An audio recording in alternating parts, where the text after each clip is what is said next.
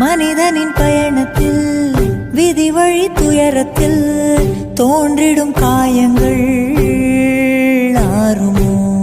அன்பையும் பண்பையும் அறிந்திடும் ஒரு மனம் வெறுப்பிலும் சினத்திலும் வாழுமோ?